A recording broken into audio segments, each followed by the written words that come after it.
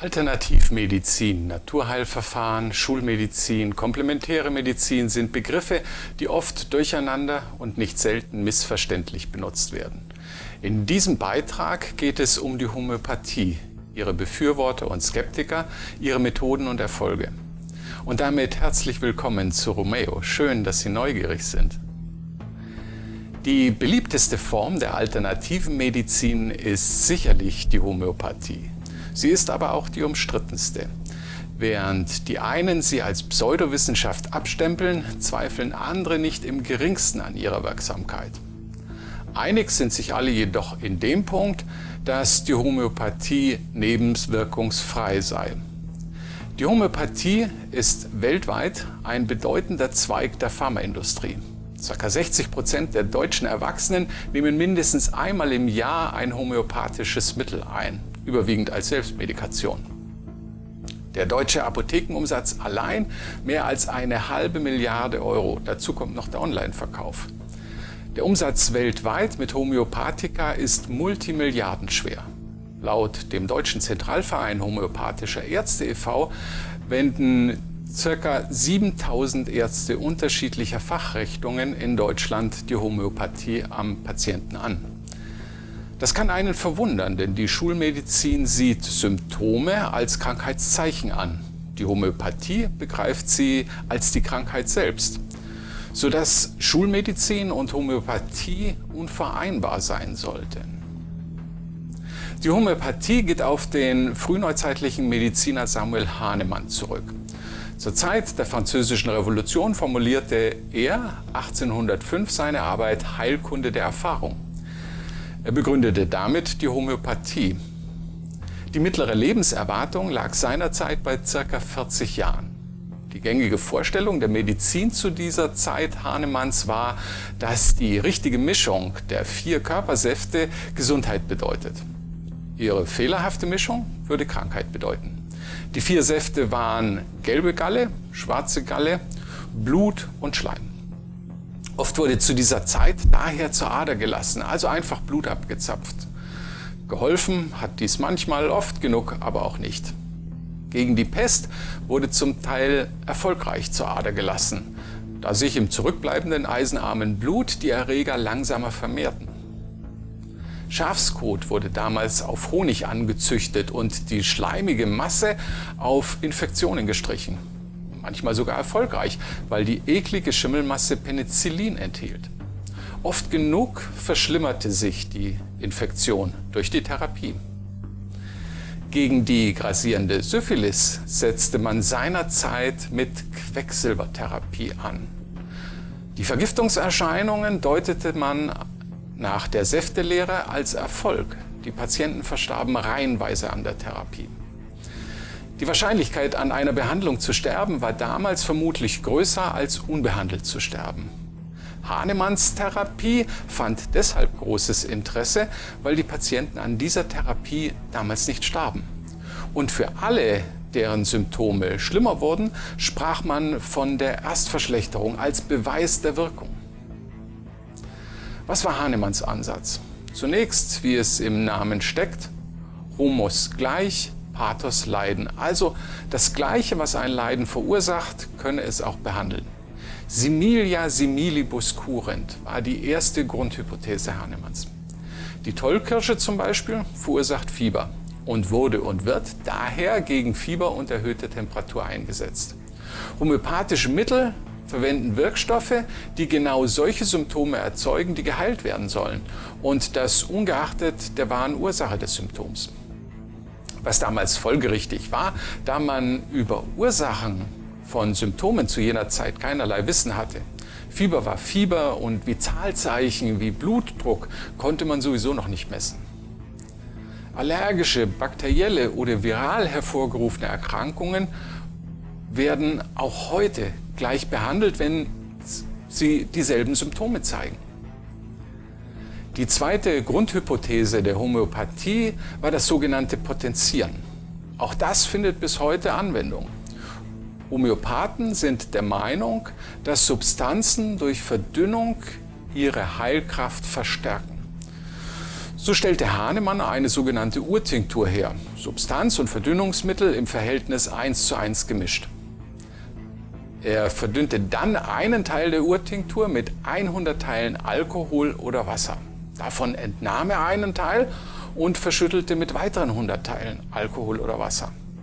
Dies entspräche heute der Konzentration 1:100 und 1:10.000, auch benannt als Potenzierung D2 und D4.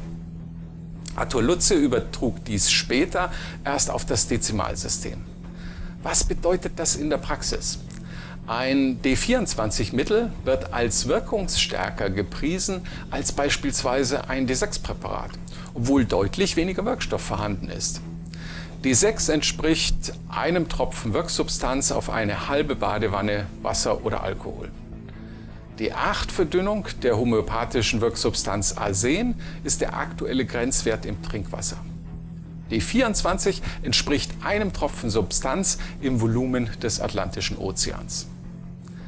Eines der gewinnbringendsten homöopathischen Mittel ist das Oxylococcinum C200, dessen Urtinktur aus Leber- und Herzgewebe der Barbie-Ente gewonnen wird. Nun braucht sich keiner zu ekeln, das Mittel kommt in C200-Verdünnung. Entengewebe ist im Endprodukt nicht mehr nachweisbar.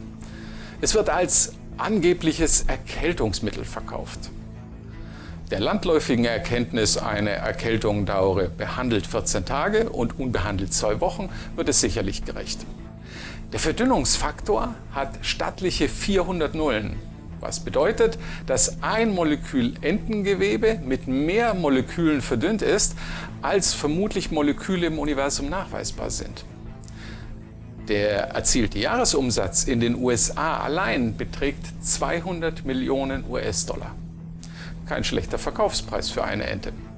Rein rechnerisch ist bereits ab einer 12-maligen Verdünnung im Verhältnis 1:100 kein einziges Molekül der Ente mehr im Produkt. Die Homöopathielehre spricht allerdings nicht von Verdünnung, sondern von Potenzierung. Sie geht davon aus, dass mit jeder Verschüttelung, also mit jeder Verdünnung, das Heilmittel wirksamer wird. Wichtig jedoch, geschüttelt, nicht gerührt. Das kennen wir aus anderem Zusammenhang. Wodka Martini. Geschüttelt, nicht gerührt. Jetzt könnte man sich darüber lustig machen, aber tatsächlich gibt es eine Untersuchung, wonach sich die Wirkung von geschüttelten Martini-Wodka von dem des gerührten unterscheidet. Ende 1999 fanden Forscher der Universität von West Ontario heraus, dass geschüttelte Martini eine positivere Wirkung auf Antioxidantien haben als gerührte. Allerdings ist der Bond Martini nicht zum sogenannten Potenzieren, also Verdünnen, geschüttelt und daher die Studie nicht auf die Homöopathie übertragbar.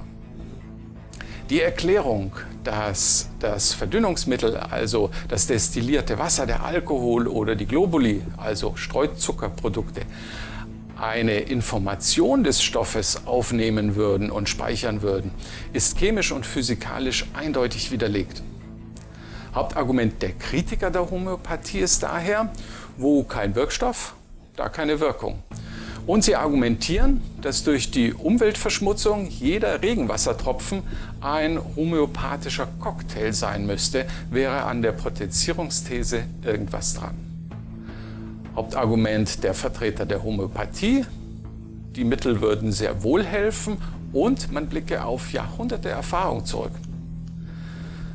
Vermehrt wird der Einsatz auch in der Tiermedizin angestrebt. Die homöopathischen Mittel gleichen in Form, der Darreichung, der Verpackung, der Vermarktung modernen, wirkstoffhaltigen pharmazeutischen Medikamenten. Man erkennt sie an ihrer Potenzierungsangabe, wie zum Beispiel D6, D8 oder C200. Beworben und beschrieben wird meist ausschließlich die Wirkung der nicht mehr nachweisbaren Substanz im Mittel, was die Kritiker dazu bringt, von klassischen Mogelpackungen und irreführender Werbung zu sprechen. (1835) bereits publizierte der Medizinredakteur Georg Löhner einen Kochsalzversuch, der die Unwirksamkeit des homöopathischen Mittels belegen sollte. Die Versuchsdurchführung gilt heute zwar als methodisch umstritten, aber unzweifelhaft als erster Doppelblindversuch der Medizingeschichte. Diese inzwischen bewährte Methode verdanken wir daher der alternativen Medizin, der Homöopathie. Heutzutage ist WISHOM seit 2010 ein Netzwerk von Ärzten und Wissenschaftlern aus Deutschland, Österreich und der Schweiz, die Studien zur Wirksamkeit der Homöopathie 2016 bis 2020 vorgelegt haben wollen. Die Initiative Information über Homöopathie INH und die Gesellschaft zur wissenschaftlichen Untersuchung von Parawissenschaften halten regelmäßig dagegen. Das Thema kann also zu Recht als umstritten angesehen werden und wird teilweise selbst von Wissenschaftlern äußerst emotional diskutiert.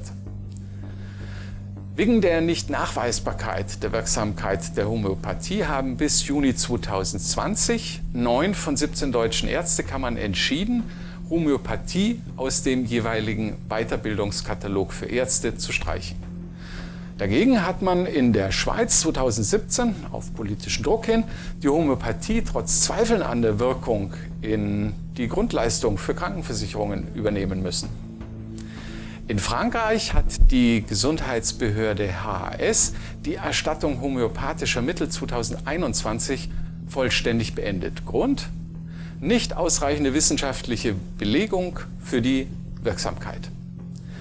Für die Homöopathie nahezu vernichtend war das Urteil des australischen Gesundheitsministeriums von 2015.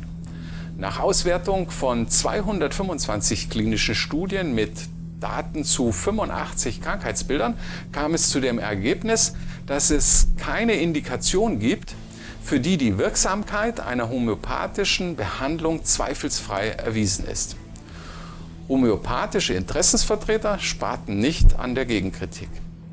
Das Ministerium warnt vor dem Einsatz der Homöopathie zur Behandlung von chronischen und ernsthaften Beschwerden.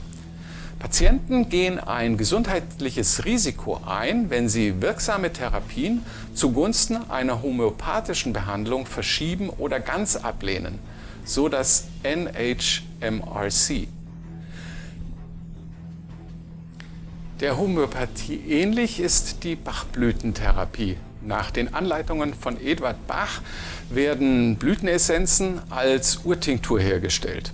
Die Tinkturen werden dann im Verhältnis 1:240 verdünnt und als Bachblütenessenzen verkauft. Die Essenzen sollen nach Eduard Bach Gleichgewichtsstörungen der unsterblichen Seele beheben, die nach seiner These die Ursache aller Erkrankungen sei. Mehrere randomisierte, kontrollierte Studien lieferten keine Hinweise auf eine tatsächliche pharmakologische oder medizinische Wirksamkeit der Bachblütentherapie. Sie gilt aus wissenschaftlicher Sicht als unplausibel. Die ihr zugrunde liegenden Konzepte gelten als pseudowissenschaftlich. Gleiches gelte für die Homöopathie. Eine vergleichende statistische Analyse von mehr als 100 Studien hat ergeben, dass der Effekt der homöopathischen Arzneimittel nicht über den Placebo-Effekt hinausgeht. So wurde es 2005 im renommierten Lancet veröffentlicht. Homöopathie gilt allgemein als nebenwirkungsfrei. Aber ist das wirklich so? Die Anhänger widersprechen auf nicht, obwohl sie eine sogenannte Erstverschlechterung als Hinweis auf die Wirksamkeit sehen und kennen. Eine Erstverschlechterung wäre aber per Definition eine Nebenwirkung. Die Kritiker widersprechen. Sie sehen die sogenannte Erstverschlechterung einfach als Verschlechterung aufgrund unwirksamer Behandlung. Niedrig potente, also wenig verdünnte Homöopathika bis zur Verdünnung von D4 können giftig wirken und allergische Reaktionen auslösen. An einem Gramm D1 Arsenicum album kann man sterben. Die WHO warnt davor, etliche ernste Krankheiten homöopathisch zu behandeln, besonders bei HIV-Infektionen, Tuberkulose und Malaria, bei Kindern auch Durchfall und Grippe. Der Zusammenschluss wissenschaftlicher Einrichtungen EASAC sieht die Homöopathie als schädlich an, wenn durch sie evidenzbasierte medizinische Versorgung versäumt oder verzögert wird. Schutzimpfungen werden von Impfgegnern oft auch mit Verweis auf die Homöopathie abgelehnt. Samuel Hahnemann hingegen war ihr zugetan und zugeneigt und von ihr beeindruckt. Die Schutzimpfung war für ihn ein Indiz für die Wirksamkeit und für das Bestehen des Simile-Prinzips. Zum Fazit. Die Homöopathie hat sich zu einem lukrativen Zweig der Pharmaindustrie entwickelt, sowohl in der Human- als auch in der Veterinärmedizin. Es gibt kaum Hinweise auf eine Wirksamkeit eines homöopathischen Mittels abseits des Placebo-Effekts. Das bedeutet, jede andere Scheinbehandlung erzielt die gleichen Erfolge, die man auf Suggestion und Autosuggestion zurückführt. Für Sätze wie diesen haben Pharmafirmen bereits Unterlassungsklagen angestrengt. Die Wirkstoffkonzentration von homöopathischen Mitteln ist in der Regel nicht zu unterscheiden von denen von einem Schamanen umtanzten Haushaltszuckerkügelchens. Wirkstofflos bedeutet allerdings nicht wirkungslos. Der Placebo-Effekt sollte nicht unterschätzt werden, denn der ist als heilsam bewiesen. Wer an die Homöopathie glaubt, dem sollte man diesen Glauben wohl besser nicht nehmen. Glaube kann bekanntlich Berge versetzen. Zuckerkügelchen können aber weder Krebs noch Herzinfarkte kurieren oder Viren und Bakterien bekämpfen. Placebo kommt aus dem Lateinischen und heißt übersetzt, ich werde gefallen. Homöopathika sind als Selbstmedikation weitgehend unbedenklich. Die Frage, ob Homöopathie wirkt oder Quacksalberei ist, kann man klar mit einem Jein beantworten. Die Homöopathie ist seit ihren Anfängen bis heute umstritten. Ihre Grundthesen nahezu unverändert. Homöopathiker werden häufig von ÄrztInnen verordnet, die nicht an eine Substanzwirkung glauben, aber gezielt den Placebo-Effekt nutzen wollen.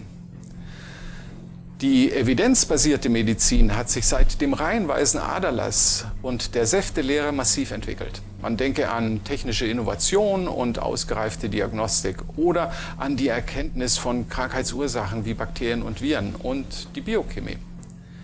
Die Homöopathie erweist sich als sympathische, 215 Jahre alte Sackgasse der Medizin, die dem Patienten gibt, was er notwendig braucht und nachweislich heilsam ist. Zuwendung des heilenden und bergeversetzenden Glauben an die Genesung. Und damit danke fürs Zusehen. Die wichtigsten Quellenangaben zu diesem Beitrag wie immer auf romeo.com. Bis zum nächsten Mal und bleiben Sie neugierig.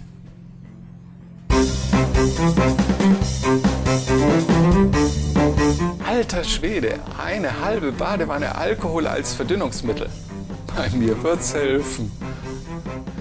Nee. Die Globuli, die können Sie sich selber schlutzen.